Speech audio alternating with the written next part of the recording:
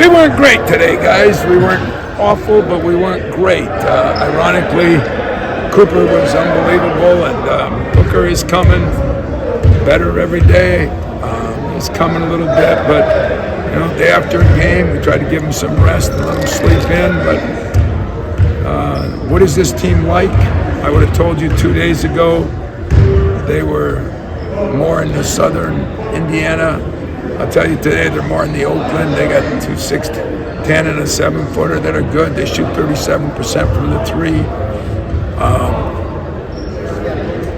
We're going to have to play better than we did today.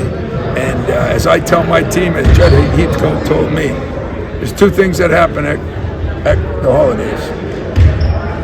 There are more upsets in the game before Christmas and the game after Christmas. That's a given. And it used to be that somebody would get picked up for shoplifting. Those are the 2 things Judd said every day. Now they got so much NLI money, they don't have to worry about shoplifting. But so the NLI people just solved the problem. But for the most part, those upsets still happen because kids think about being home or this or that, and that's the chore that coaches have.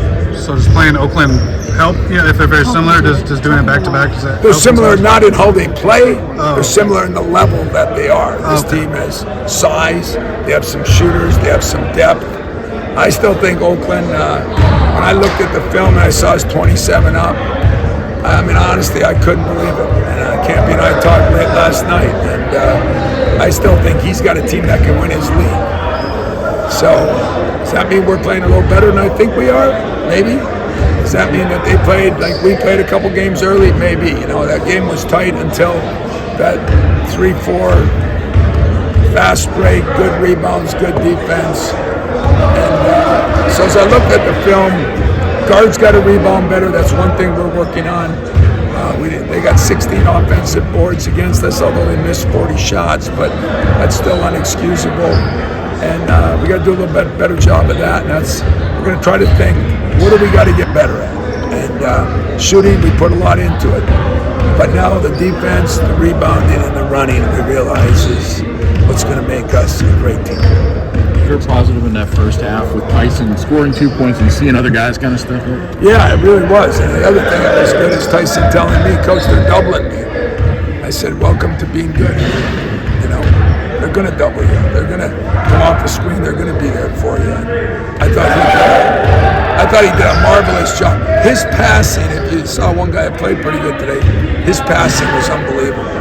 He's getting so much better. He had 5 assists, no turnovers last night. I think his whole game is coming, and guess why? If you ask Tyson, his defense has been more like it was at the beginning of the year and last year, and not like it went through those games he was sick. So I think he has a good understanding of what it takes for him to be on par. And you mentioned the 19 assists, no turnovers for both 4 guards. How much progress is that, especially with some of those guys? That's a lot for me. I mean, I look at that as a big deal.